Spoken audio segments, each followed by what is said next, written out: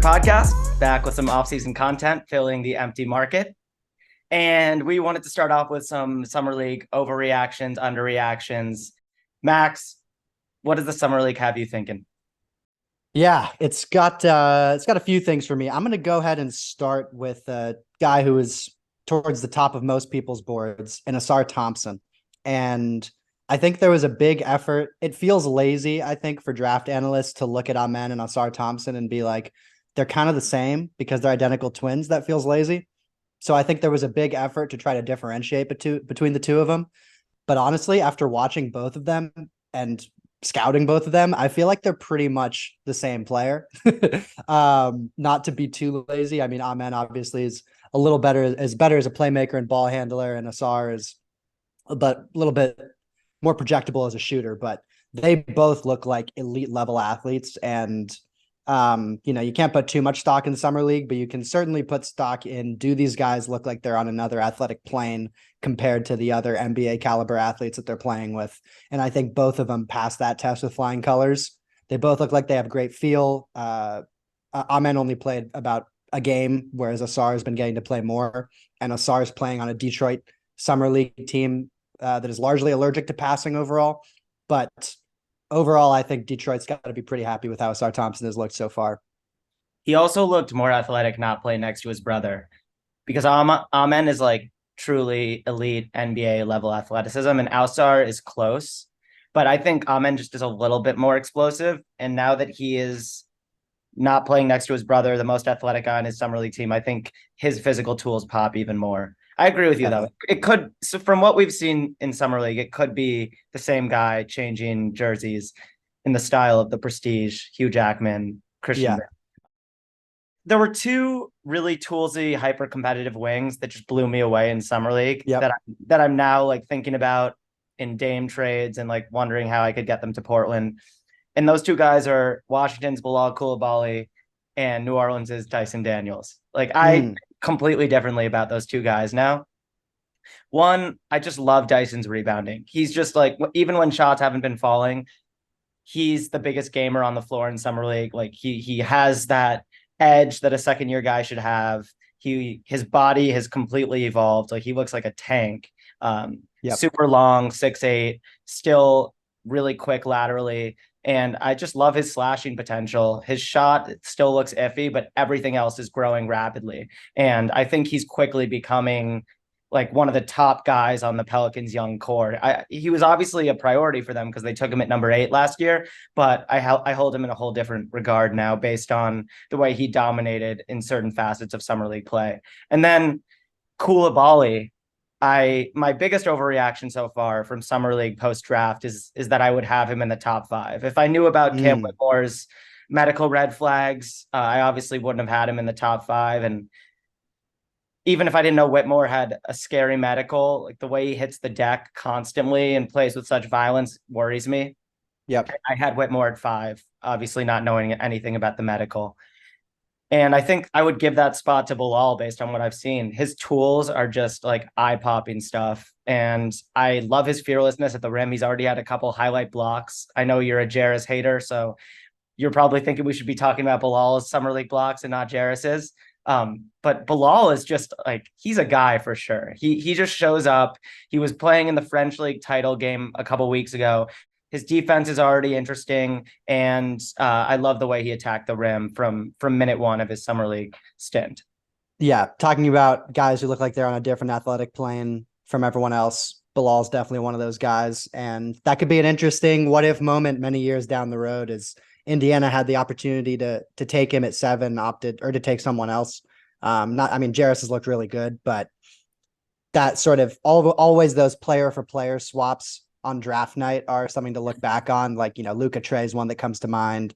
Vince Carter, Antoine Jameson, I think was one back in the day. Chris Webber, Penny Hardaway. There's a lot of these sort of what if moments where guys in the top 10 get sort of swapped for each other. So His late and Koulibaly's late rise, I told you, reminded me a lot of Jalen Williams last year, J Dub, because his athletic tools and combined with feel and just like rapid improvement had him soaring up boards at the last second. I moved Koulibaly all the way up to 11, and I thought I was pretty high on him. And I'm Yeah, mad that it just wasn't enough. The same thing happened to me with Jalen Williams last year.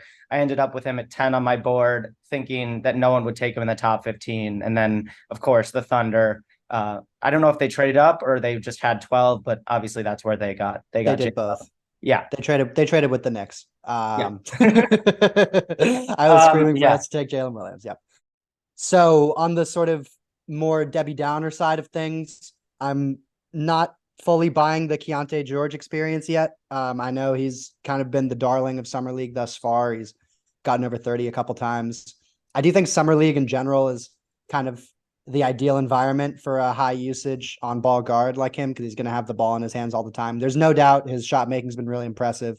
Some of his playmaking has been a little bit better than expected, but just going to pump the brakes a little bit. It's a little early to be comparing him to Donovan Mitchell, pulling up side by sides of their summer league stats and things like that. It's definitely been intriguing. He's someone who I had high on my board early in the draft process and then kind of dropped him down the more I watched him, but we'll see with him. But I'm pumping the brakes for now. As a Blazers fan, I'm a little bit worried about Shaden Sharp.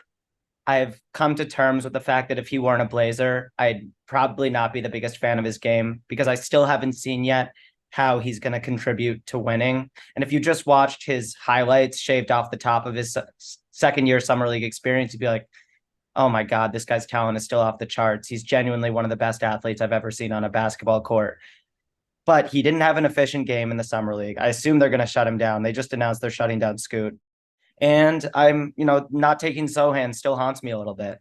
Shaden's ceiling is high as ever. And if everything clicks with him, he might be better than Scoot just because of his measurables and just the way that he moves is tailor made for NBA basketball.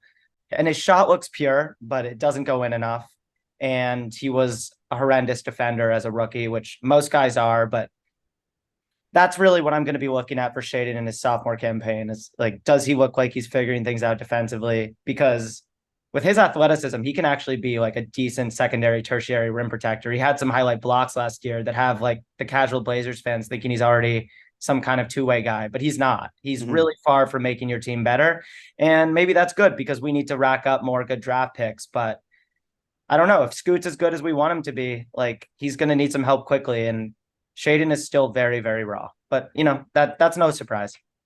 Yeah, well, a guy who made Shaden struggle a lot when he played him in summer league is our old friend Sidi Sissoko, who we both had in the lottery.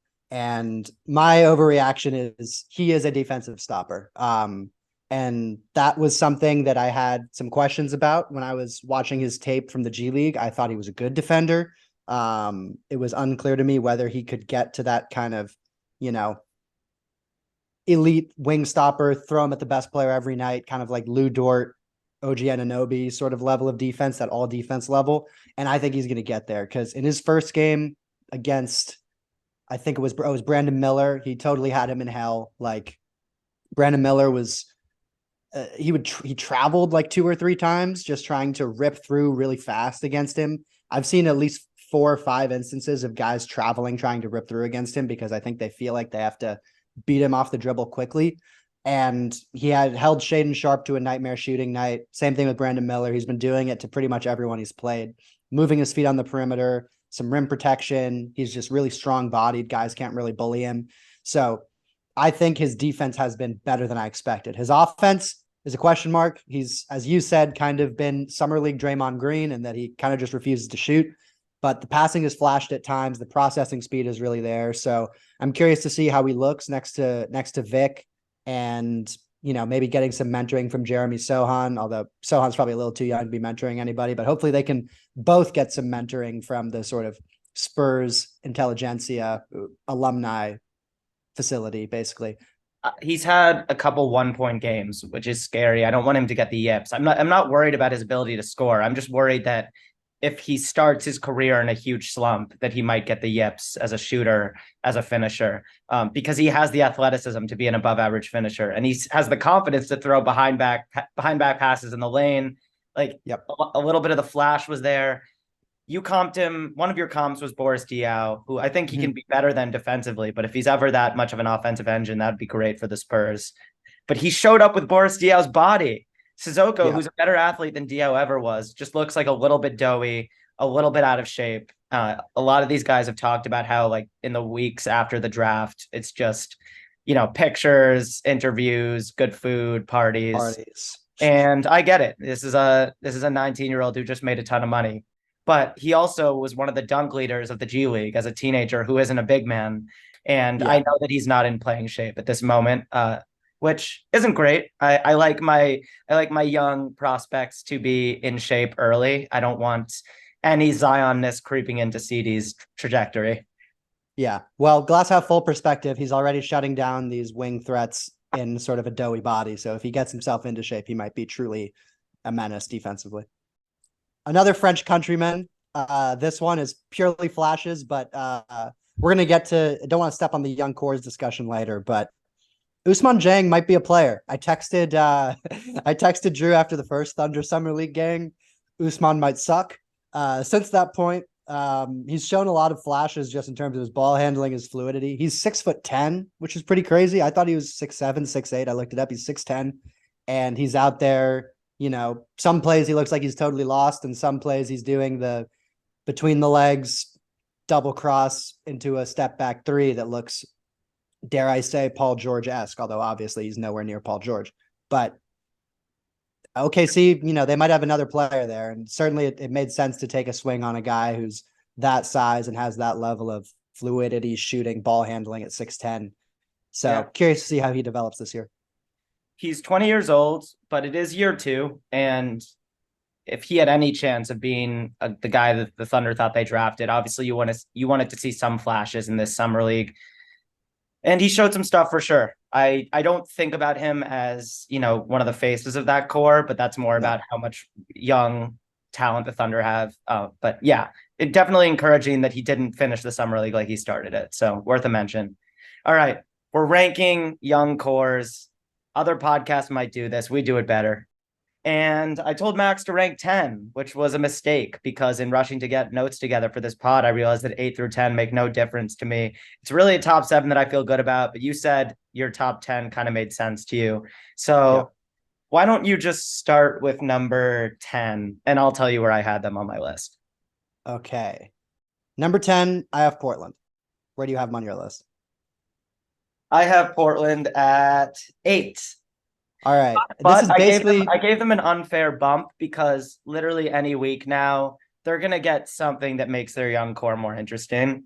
And it's dumb. It's dumb that I was incorporating a fantasy Dame haul, but it's gonna happen. They're not gonna trade Dame for like a Paul George. They're gonna trade him for young assets. Yeah. So I have Portland at 10. I wasn't factoring in anything they might get for Dame. And this is purely a scoot bet. Some of these young cores are a volume thing where they have 5 or 6 guys who could be really high quality players going forward, like a Houston, for instance. And some of them are more just they have one guy and he's going to be awesome. And that's kind of how I feel about Portland with Scoot. I think he's got all NBA upside. I think he's a future all NBA player. He's got a chance to be the next in the line of those uber athletic guards, the lineage from, Derrick Rose to Russell Westbrook, Ja Morant, maybe Jaden Ivey if he hits. But more than any of them has a more polished skill set at this point, better fundamentals. He seems to have a really good approach to the game. And he only played 3 quarters in Summer League, but looked absolutely dominant already. And he's got experience playing against pros for 2 years in the G League. So I think his presence alone makes them one of the better young cores in the league. Then you have Shaden Sharp, who's got all-star upside as well, but also a low floor if the mental side of his game doesn't come around, as we discussed with some of the Summer League stuff. Other guys in there worth a mention that you probably know more about than I do. Ryan Repair, Jabari Walker, Nasir Little, Anthony Simons, I guess, technically qualifies still, but I'll let you go on Portland. A lot of smart people had Ryan Repair in their first round, but I didn't consider him here. I hope everything works out. He's got Nicholas Batum on his side. If one of Scoot or Shaden doesn't become an all NBA player, it'll be a devastating thing for Blazers fans, right up there with Sam Bowie and Greg Oden, because these two guys have a ton of talent. Like, one of them needs to become a perennial all-star for us to have any chance at a successful rebuild. And I am betting on it. I really like Jabari Walker, but there are just better players on this list, guys we're going to talk about moving forward, than Jabari Walker. But I think he's an amazing connected piece, kind of like a wing tweener forward version of Jalen Williams, Jay Lynn Williams on the Thunder. Yeah, and I think he's just like the ultimate team player. I think we let Trendon Watford go because the front office is so high on Jabari Walker's connective traits. And then Chris Murray, who we took at 23, has a chance to be a really solid 3 and D wing slash forward.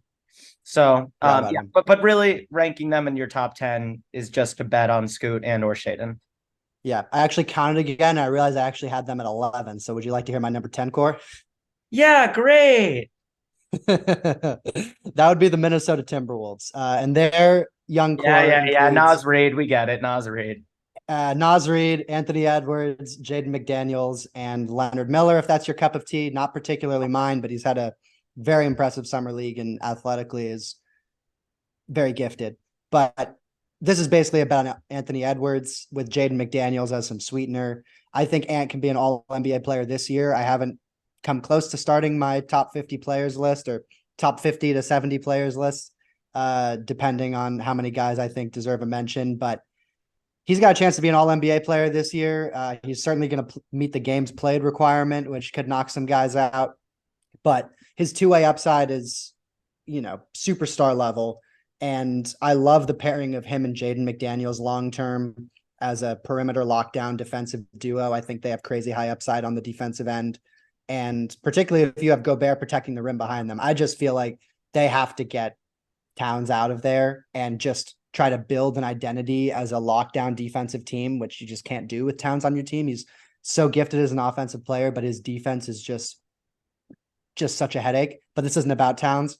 With McDaniels, you already hear players talking about him as if he's one of the best perimeter defenders in the league. I heard Halliburton the other day saying him and Drew Holiday were the two guys that gave him the most trouble guarding him. So players hold him in that high esteem already, and his offense is making strides with his shooting and a bit of his off the dribble game. He's still only 22 years old. Nas Reed is still only 23, which surprised me. I thought he was older than that, Yeah. but he shows He was a real 1 year college guy. Okay, yeah. For some reason, I thought he'd been in college for a while, but he shows real upside on both ends, particularly offensively, and a real versatile skill set for a big man. And maybe Leonard Miller will be good, maybe he won't. But I think with those three guys alone, they deserve mention. I'm decently low on Leonard Miller, and I put the Wolves at 9 because I absolutely love Anthony Edwards, but Jaden McDaniels punched a wall and broke his hand, and that lowers your stock for me because I've known a lot of guys with anger issues in my life, and it tends to hurt their chances at succeeding in their career. They would have been above the Blazers for sure if their second best young player didn't break his hand punching a wall. Yeah. Hey, Amari Stoudemire punched a fire extinguisher. He had a pretty good career. But did he contribute to winning? Not Okay, after he punched that one. so the next team, I'm just gonna say a team because this is the team that I had at 7. And you tell me where you had them. It's the Pistons, and Pistons fans are going to be mad at me. I think I had the Pistons at 1 or 2 last year. I had him at 6. Okay. It's just because I'm terrified of Cade's injury. What was it? Was it Achilles? Heel? I think it was a Shin? broken foot. That was Yeah, shin. That's what it was. shin. Shin. Yeah. Just a scary injury. When your guy misses a year, I'm just gonna worry about him. And Cade might be my favorite, like pre-injury. Cade was my favorite player that we would have talked about today. Still, I just loved him as a prospect that much.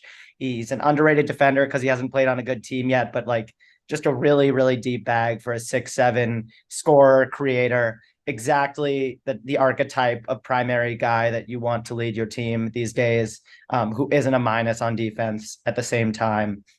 But I'm not incredibly high on Ivy, even though I really like his work ethic. Like I feel like he improved a lot as a rookie as the year went on, and just showed more and more understanding of the pick and roll in the NBA. And he has the tools to be an average defender at least, but he hasn't been one to this point. Killian, I don't know. We got to move on from Killian at some point. And Yeah. but I know we both like Marcus Sasser, and Yes. I think at the very least he'll last in the league as like a backup point guard, backup combo guard, Chalmersy shooter. Yeah. Real strong defender too. Yes, really good at the point of attack and in pick and roll. Beef Stew, I don't know. I think Beef Stew is one of those like productive box score role players that every team thinks they could turn into an all-star if they got him. Wiseman, I don't know. It's not a hot take that Nope. Wiseman doesn't look good. Duran, crazy athlete for his size. I like him a lot. But I don't know what the marginal gain is for his skill set. And then Asar, I was lower on than most people, but obviously, I like what I've seen from him in summer league. Pistons come in at 7, and it's mostly just because of Cade's shit. Yeah, I think I had the Pistons around the same place at 6. The balance is I like Asar and Ivy probably a little bit more than you do, and I like Cade probably a little bit less than you do. But I mean, for sure they have a good young core. I think Sasser kind of has Gabe Vincent sort of upside as a 3-and-D point guard. Yeah, And I just want to see Ivy get to play with Cade because I think Ivy, he's real. I mean, his first step is insane. He's got that level of athleticism that those younger sort of athletic guards I was mentioning from the past have, and that level of speed end to end. But his playmaking is not on the level of some of those other guys. And it doesn't need to be when he's playing with Cade. He can be more secondary, let Cade sort of do the initial initiating of the offense, and then have Ivy react against a rotating defense, try to slash into the lane. The athleticism that they have between yeah, Ivy, Asar, Duran is just crazy. So I'm curious to see how that all fits. It's, not great shooting, but hopefully Cade and yeah. Bogdanovich can carry some of that load. Yeah. Because the regular season can be so transition heavy, this might be a team to slap an over on and just take a chance because Duran can run like very few guys at his size. And obviously Ivy is an elite athlete. And Asar has already shown in summer league how he can augment your fast break in multiple ways. So, all right, give me another team. So at number 9, I had trouble ranking this team. I had Cleveland, which is basically Ooh, Evan Mobley and Darius Garland. And if you watched a lot of high school basketball and then were under a rock for 2 years, Imani Bates. Um, who knows with Imani Bates? This is mostly just about Mobley and Garland. It's possible this is too low. Both those guys are probably going to be all-stars in their career. Like, as I'm thinking about this more, they should probably be higher. But I'm not sure if either has sort of number 1 on a championship team upside, or I would bet against that. They're both probably more in the 2 to 3 range. And perhaps the problem with their team long-term is I'm not sure if Donovan Mitchell has that either. But regardless, Mobley's the best chance on their team of elevating into that kind of KG type of role where he was getting comps to KG as a rookie. That cooled down a bit last season, but his defense was, I mean, he was getting defensive player of the year votes, but his offense in the playoffs was really kind of eye-openingly behind, I think, where some people thought it was. The Knicks were really able to take advantage of him not being able to do much on the offensive end. Like, he can't bully people. His shot isn't strong enough to the point where that's a threat yet. He can pass, but that's kind of the only thing he does at a high level for his position on the offensive end. hmm. So I had a lot of trouble ranking them. I put them at 9 just because there are a lot of really good young cores in the NBA. I may regret that going forward because Mobley and Garland are such high upside pieces. Did they make your list? Yeah, I had them. I had them tied at 5. So every single ranking I've given you to this point is one worse than I said it was. Mm-hmm. And I'm bad at podcasting. But number 5 was a tie between Memphis and Cleveland. I just was like, I'll put them in their own sort of tier as like they both have 2 proven all-star level guys. Yeah. I mean, I'm just assuming that Ja Morant is gonna, figure things out in his life and come back and still be one of the best point guards in the league. So I had Up them in there. Cleveland kind of in a similar place. Interesting. I love Garland, and Mobley is kind of suffering from that unfortunate thing where like you make the playoffs, so we get to see you in higher stakes basketball, and then we criticize you for not being quite ready. Uh, Garland too. yeah, Garland had a very quiet Knicks series except for a couple games. yeah, but at the same time, like I don't know what happens to a lot of these players if we drop them in a playoff series against a veteran team and ask them to win right away. Fair. So far, we haven't been talking about teams that are going to win a title in the next couple of years. We're going to get there maybe. But I mean, the Grizzlies are in that conversation if Ja is back and ready to play. But Cleveland, you have to take into account what Garland and Mobley did for their regular season. And obviously it was a horrible round 1, but how many games did they win? 50 plus? I think so. Yeah. And they had the second best net rating either in the East or in the league. Yeah. So I had them right in the middle of my top 10, tied with Memphis. All right. My number 8 team, I had a lot of trouble ranking this one because they have 4 or 5 guys who could be all stars, but also I'm not sure that I think any of them is like a lock to be an all star in their career. And that is Houston. I had them at 8. Where did you have them? Yeah, I had them at 6. As a review, they've got Jabari Smith, who they picked third last year. They've got Amen Thompson, who they just picked, Jalen Green, Alperen Şengün, who's showed signs as an offensive center, Tari Eason, who's looked really good in summer league, though he's a little bit older, and Cam Whitmore. And all those guys are, well, with the exception of Şengün, the rest of them are sort of freak level athletes that combine that with a level of skill. Jabari, I think, has really good two-way potential. Amen is probably, if I had to pick one out of the whole group, I'd probably take Amen Thompson just because I think his athleticism combined with his playmaking and his size is the best bet. I know you're more of a Jabari fan. I'll let you talk on him later. I'm Jalen shaking my Green. head. This is bullshit. Go on. Jalen Green has a bit of the. I mean, he's a little bit like a slightly more polished Shaden Sharp, where he's got the athletic tools and he can definitely score, but it's unclear if he can impact the game in other ways and score efficiently in a way that leads to winning. This year will sort of, and his pairing with Ime Udoka should at least shed a little bit more light on where he's standing there. Şengün's a really good offensive center. It's unclear if you can have a functional defense with him on the court. So curious to see there. Tari Eason, athletic freak. Cam Whitmore, also athletic freak. We'll see how he translates to the NBA. But they're kind of a volume play, which makes it a bit difficult because, you know, I don't know if you'd trade all of those guys for like a star on another team. Like if they offered all of those people for Ja, I'm not sure. Both teams might say no. But I think Memphis says yes. Memphis is yes. I mean, if I were Memphis, I would trade Ja for every young player on the Rockets, personally. Yeah, I But guess so. I'm way higher on Jabari Smith Jr. than you. And so Yeah, so this you was a go. really vindicating summer league that might turn out to mean nothing. But I had Jabari at number 1. I'm not running from it. Number 1 in his draft.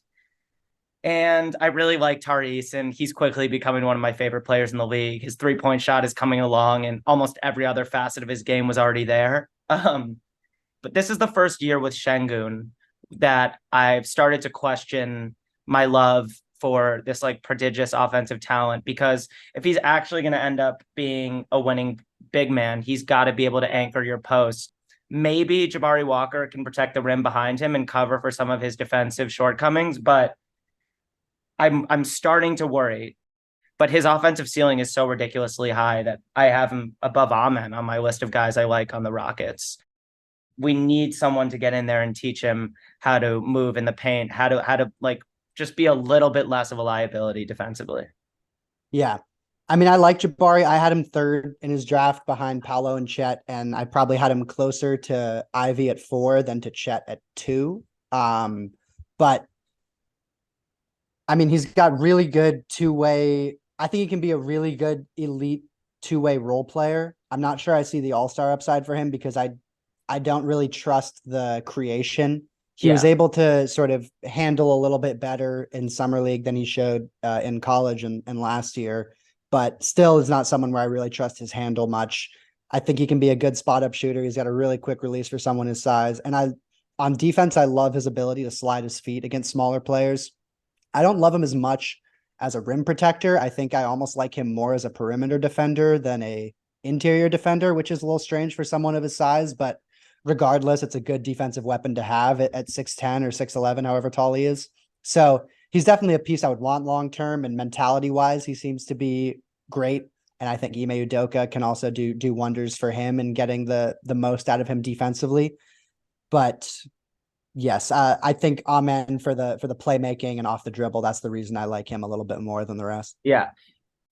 The Rockets seem like they're kind of testing out the Denver model and also like the 2011 Mavericks model. If you have an incredibly gifted offensive center, surround him with switchable athletes. And if Şengün's going to succeed, I mean, theoretically, it will be with a group of players, older versions of Jabari, Amen Thompson, Tari Eason, Cam Whitmore. Like these are the right guys. And yeah, I agree with you on the Jabari thing. I don't see him as a superstar, but I think that my prediction for his career is that he ends up being a really good number two. And so if the Rockets are going to be higher on our young core rankings a year from now, it'll probably be because Jalen averaged like 27 points and took his game to another level, or Şengün was more passable defensively and only continued to grow as a creator for them. I agree with you. There's not as much superstar upside, but a good amount of depth, and hopefully one of these guys pops in a way that we haven't seen so far. So next team on my list, I've got them at 7, and that is the New Orleans Pelicans. Big swing factor here is what you think of Zion Williamson, because he is the largest, casting the largest shadow of all of the young players in their core.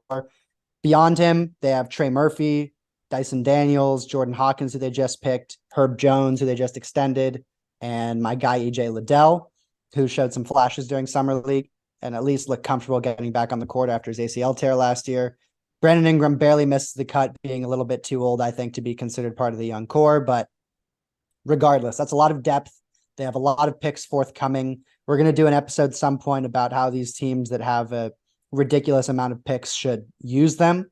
But regardless, if Zion figures it out, and he's been saying all the right things this summer in terms of dieting, taking care of his body and such, which we've heard before, so I'm not going to get, sucked in again too much. This is the year, though, I think that he has to prove the Pelicans have to figure out, is he their long-term building block or is he not? Because they can't really be in this limbo state anymore where they're kind of building around him, but halfway through every year it falls apart because he gets injured. So hopefully they can figure it out this year and it's not another year of limbo. I know what you think about that. But regardless, I think beyond him, they still have quite a bit of young talent between Trey Murphy, who may legitimately have all-star upside with his ability to shoot at his size and his length and his athleticism as well. Dyson Daniels, who we talked about with some of the summer league overreactions. Curious to see how he looks in the regular season. Jordan Hawkins will give him a nice element of shooting, and I think he's going to be an elite shooter in the NBA. And, if Zion doesn't work, I think EJ Liddell is a good long-term option at the 4. But yeah, I'm guessing they did not make your list. Yeah, I had them at 11. But Yeah. you stole my take about Trey Murphy. Dyson Daniels, I love, and if Dyson Daniels takes a major jump, they'll easily be in my top 10 next year. Let's just move on from Zion before I make another stupid joke. Tell me where you had the San Antonio Spurs. I had them at number 2. Okay. I had them at 4. For me, it's just Wemby worries, like just worrying that his body won't hold up. All the things that led to me putting Scoot over Wemby at number 1. I'm all in on Wemby being a Hall of Fame talent, but I think there's a good chance he has a Yao Ming like career where we see it early and his body slowly quits on him. Mm-hmm. There were already a couple really red flaggy, like his knee moves a little bit too much toward his other leg in the muck of a screen, and he's 7'5", even though he doesn't want you to know that. He's 7'3.5" in barefoot, and most guys would round up an inch and a half in the NBA. He's the only guy since KD who wants to be shorter than he is. And yeah, I don't know how this guy's body is going to last. And I don't know how he's going to put on much weight because he doesn't have one of those frames that looks like it's meant to be much thicker than it is now. Mm-hmm. But again, if he proves me wrong, the Spurs are going to be in the mix in a couple of years because they have an absurd number of assets. I love Jeremy Sohan. He's in our Twitter bio right now. By the way, go follow the Twitter since Max will never remember to plug the Twitter that he runs during an episode. Love Sohan. Love Vaseldin, which is Vassell plus Keldon. And those are both good players. Keldon's already gotten paid. Vassell has not, and Vassell's better than Keldon, in my opinion. And then CD Sissoko got picked in the 40s, but we both had him in like our top 13 or so in this draft. And they also have the guard mix of Trey Jones, Malachi Branham, Blake Wesley. But really, what gets these guys in both of our top 4s, I guess you have them at 2, is the Wemby, Sohan, Vassell, Keldon, CD, starting 5 of young dudes that we think Yes. all are going to have great careers. Yep. And yeah, probably the difference between me having them at 2 and you having them at 4 is I have a little bit more faith in Wemby long term. And yeah, there are not a lot of guys that I would trade Victor Wembanyama for. So when we were going through just looking at individual assets on this list in the way that someone like Scoot could get Portland close to the top 10 just from his presence alone, Wemby does that as well, and even higher for me. And then, yeah, when you add in Sohan, Vassell, there's so much length on that team. Sohan and Wemby, I think, can be an incredible front court defensive duo for the next 10 to 15 years if Wemby stays healthy. CD, we talked about being an amazing defender already, I think. And yeah, if their wing tandem, Vassell Keldon, works out, Dom Barlow has shown some Yeah. stuff at Summer League. Our favorite podcaster, David Thorpe, loves Dom Barlow. And yeah, I had him at 2. There's only one And team I take I ahead. hope all your pain be champagne. I don't even know how to say the guy's last name. Champagne. Yeah, We'll never Champagne, know. I think. I'll call it Champagne. Champagne. But he looks like he's an NBA player. Who did you have at number 3? Unless you want to go somewhere else. Yeah. Fuck the rankings now. We're just talking about our favorite young cores. Yeah. Did you consider Dallas? Do you consider Luka part of a young core still? Yeah. Yes, because I tried to cut him off because he's already gotten paid, and even though Luca can still get better, I mean, we know who he is. We know, like, Yeah. we know that the Mavs have to win with him right now because he's already one of the best players in the league. But you talked him back into our player pool, which put the Mavs at number 2 for me. I had him at 5. But this is also because I love Omax Prosper. I had him in my Yeah. top. I think I had Omax at 13 on my board, and they got him. They got him by trading for the 24th pick because the Kings took him there, and then they got Derek Lively, who I also had just outside of my lottery, but I think is a perfect center fit for Luca. So, but yeah, let's be real. They're number 2 because Luca's one of the best players in the league, and they would have been number 1 if not for the fact that Luca told the front office he was okay with trading for Kyrie Irving. I'm not joking. Luca's stock has significantly dropped in my mind. I think I had him at number 1 just because of how good he is. This year, he falls to number 2 because he thought Kyrie made sense on his team. Yeah, I had a lot of trouble figuring out where to put Dallas. I had him at 5, but looking at it, I might want to move him up a couple 5? spots.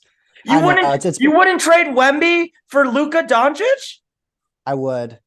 So I'll move him up to 3. I think I'd still rather have I like the Spurs supporting cast, and I think Wemby as a long-term prospect is that level where I'd like the kind of stability there a little bit more. But I mean, Luka, Omax, Grant Williams is still only 24. Derek Lively, who I'm a little lower on than you are, but still good. Okay, Hardy, Josh when Green. we did that segment a few episodes ago where I listed assets and asked if you trade Wemby for them, I didn't even include Luca because I thought it was so obvious that's an insta yes. So I would have said, yeah, I'm keeping Luka. I'm I glad just don't like the vibes there. That's why I had them lower. Honestly, that's it. I don't know where you had with the Pacers. I'm over telling you where I had them ranked because I really fucked up these rankings, but I had the Pacers somewhere in that 8 to 10 range. And yeah, mostly because I absolutely love Halliburton. I'm at a point where I think Halliburton was the best player from his draft, better than Anthony Edwards. And that's more about Halliburton than Ant. I just I want to play with Tyrese Halliburton. Like when I play basketball, I want a guy like that leading my offense. Just a truly brilliant facilitator, one of the point guards of the NBA right now, and he's still so young. I think he's 23. And then they got a lot of good ancillary young pieces, and one or two of these guys should pop, whether it's Nemhard, who, is a good two-way, crafty point guard, Matherin, who right now is just all scoring, but he's so talented and can become a winning player in time. Neesmith is already a really strong wing defender, and he's doing things in Indiana that he wasn't ready to do in Boston. Jarris, we were both lower on, but Jarris has tools, and I think he's going to be a player for a long time. Isaiah Jackson is the kind of 5 that you want if you don't have Joel Embiid or Nikola Jokic. So I like that. And then Obi, who is your guy. I'll give you the floor for Obi in a second. Ben Shepherd I had in the first round. So when we talk young cores, it's always going to be mostly about the superstar upside or star upside of their top guy. And I'm all in on Tyrese Halliburton. Yeah, I think Obi is too old to be considered part of a young core, even though he was only picked a couple years ago. I think he's already 25. So, yeah, in fact, so yes. Do we call him Obadiah now? Yes, he's Obadiah. He's Mr. Toppin now. Yeah, but if he's going to succeed anywhere, it's in Indiana with a spacing big on offense who can give him, and Miles Turner, who can give him room to roll down the lane for dunks. A point guard in Tyrese Halliburton, who's always going to look for him on lobs. You could put together probably a 15-minute compilation video of him standing in the dunker spot, pointing up on the Knicks and no one throwing the lob to him. So Tyrese is always going to find that. And then defensively, you've got Miles Turner to cover up for the fact that he tries, but he's just a limited defensive player and he's not a rim protector. So I'm curious. I hope it works out for him. For his sake, he seems like a great guy just from following him in his Knicks days. And if it's going to work anywhere, this is the exact environment. So it was a smart pickup for them. And I'm a little pissed the Knicks couldn't get more than 2 second-round picks. But seeing what the Pacers got for Duarte and what Houston got for KJ Martin, that seems to kind of be the going rate these days. But yeah, I had Indiana behind Portland, so at 12, I guess. Yeah. I'm not as high on Jarris, and it's basically Halliburton, and I like Mathurin a lot. And I forgot about Nemhard, but yeah. Number 3, I have the Orlando Magic. Yeah, I got him 4. They legitimately would have been 1 if they took Kobe Buffkin at number 11, but they took Jet fucking Howard. I don't know if there's like a top 5 that I like more than the top 5 of as I wrote them down for the Magic core, because you've got the superstar potential between Paolo and Franz, mostly Paolo, but Franz still also looks like a perennial all-star on the way. Ant Black, I had him at 4, love him.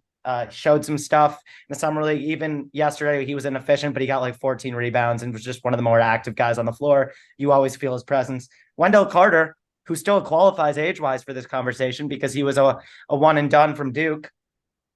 And Jalen Suggs, who I think I'm probably higher on than anyone I know. Like, I still think Jalen Suggs is a great connective piece and a starter on a really good team, even if he's not the star that some people thought he was going to be coming out of Gonzaga. They also have Caleb Houston, who's not really moving the needle, but he's interesting. And Cole Anthony, who I've had in 7 fake trades in the last 6 hours. Yes. Paolo is, I think, I feel like he's faded out of discussion a little bit after how good his rookie year was.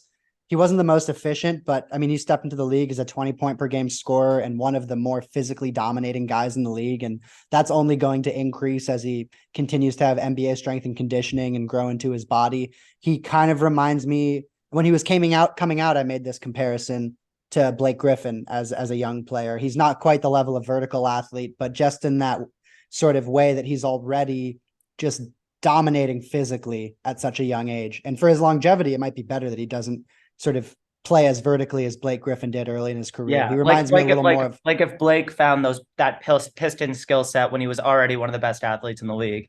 Exactly. And Paolo's kind of come into the league with that. So I am very high on him going forward. I mean, I think he can be an all-star this year already. For and sure. if he sort of works out some of the efficiency things, he's a good passer. And I think he's going to be a fine defender. Like, that was the main area of concern I had for him coming out of college, though less than I think a lot of scouts did. Not that I'm a scout, but less than a lot of people did. And I thought, he has issues on defense, but he can certainly hang.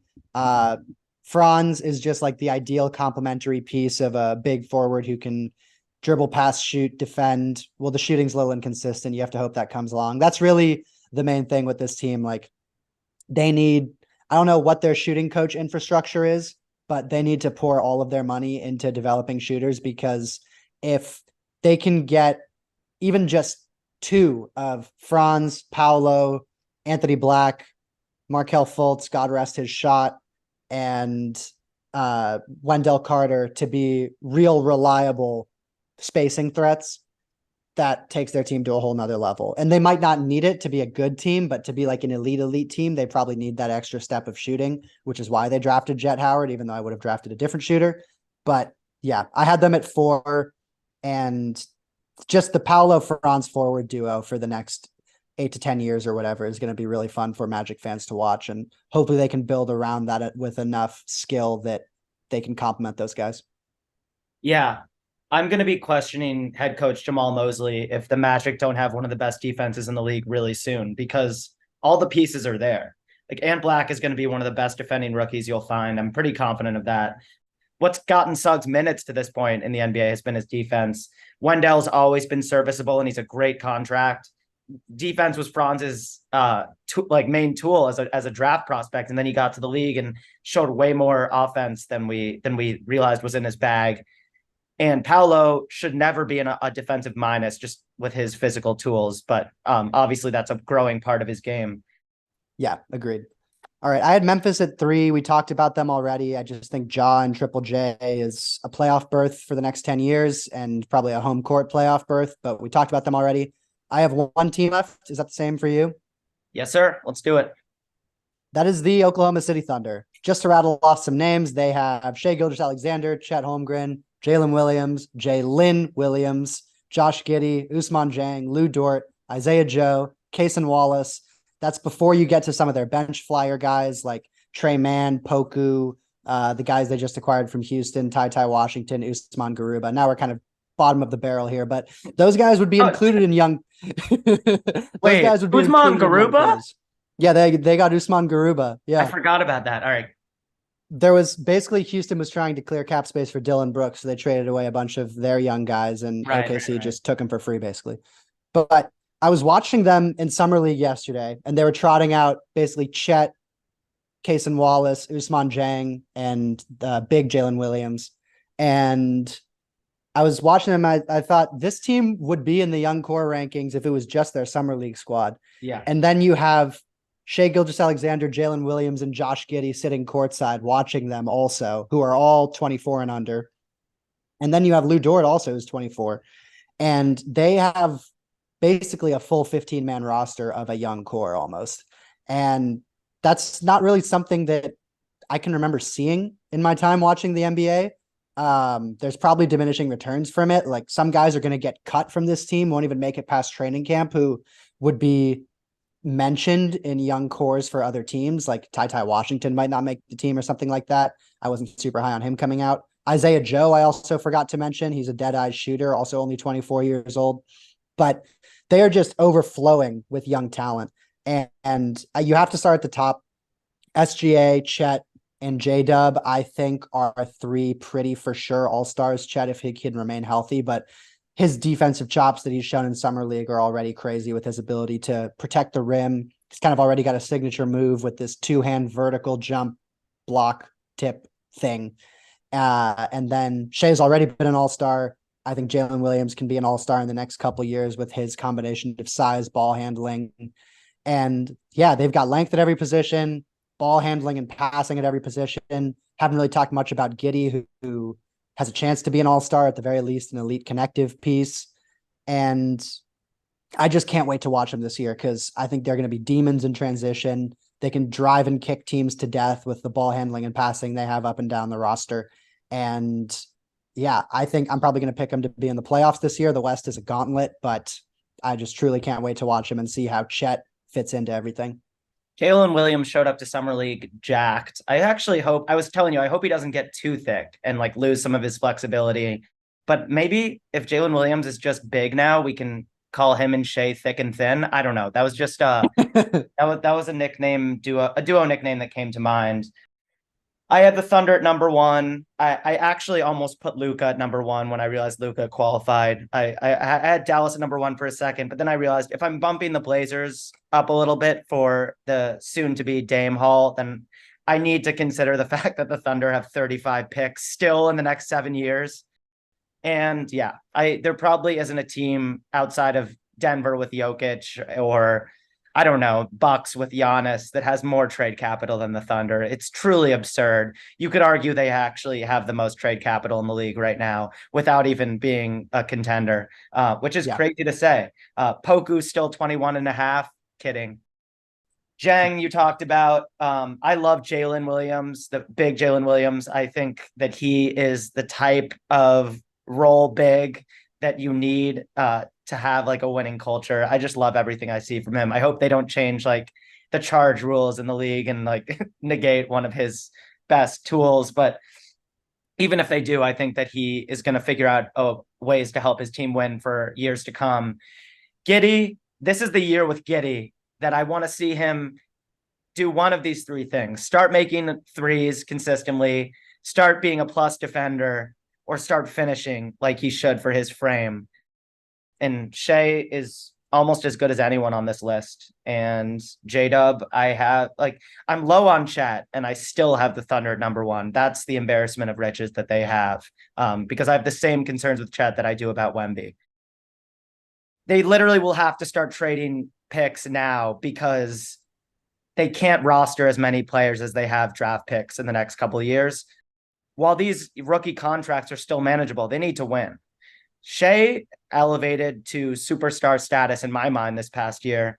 And you can't look Shea in the eye and say that you're waiting for the 2026 draft, which is supposed to be sort of the next transcendent draft class with Carlos Boozer's son and Cooper Flagg, who's the next American white hope since Gordon Hayward. Like you just can't look SGA in the eye and say like our plan is to get one of those guys. You have to start winning soon because Shea's already a max guy. Jalen Williams is going to be a max guy. If Chet stays healthy, he's going to be a max guy. Giddey's on his way. You can't pay all of these guys. And we haven't even mentioned Cason Wallace, who I had at 7 on my board, and I think is going to be a perfect connective guard for them. So it's just stupid how much wealth OKC has. Yeah, the good thing for them in 2026 is they don't have to wait for their own pick because they have both the Clippers and the Rockets top 4 protected picks then. So they might be able to get someone in 2026 anyways, even if they're good. And so I think it's safe to say the Thunder will be a contender within like the next 3 years, which I think casual fans, no offense, haven't quite realized. This isn't like the upstart Thunder. I think the Thunder are really close to being a force in the West. Yeah, it may even be sooner than that, I think. Like Shea's that good and they have that much talent. That's all we have for young cores. My closing thought is this. As a Blazers fan, we've got to get this Dame trade right. I know that's no hot take, but I was just thinking about like, even outside of Wemby, the Spurs are in great shape. Even outside of Chet, the Thunder are in incredible shape. The Jazz, forget any of their young guys, Taylor Hendricks, Walker Kessler. They're in great shape just with their picks moving forward. And the Pels outside of Zion are in great shape. For the Spurs, that was the DeJounte trade. For the Thunder, that was Paul George. For the Jazz, it was Gobert. And for the Pels, it was Anthony Davis. And all of these teams that nailed that superstar trade have exciting young cores, assets galore, and unless they're really horribly mismanaged in the next couple of years, are going to be winners. Yeah, 100% agree. Might even be with one of those teams that has all those picks, but you've already got the guy in Scoot Henderson, and you might have another guy in Shaedon Sharpe. You need the pick stash to supplement it. If you can get another good young player, sure, but it can't just be Tyler Hero and a first or something like that. Follow us on Twitter. We have an official Twitter at Boris Dirk Pod. You can find us there, creeping in other people's replies. So give us a follow. Wait, who's the guy? You know who the guy who was just really annoying on Instagram for a while? Like every time you saw a sports post, his name was under it. I think his last name was Schultz. Not Andrew Schultz. Jordan Schultz. Jordan Schultz. Yeah. We are trying to be the Jordan Schultz with like just like 1 or 2 more IQ points on Twitter right now. We'll be back soon. Peace.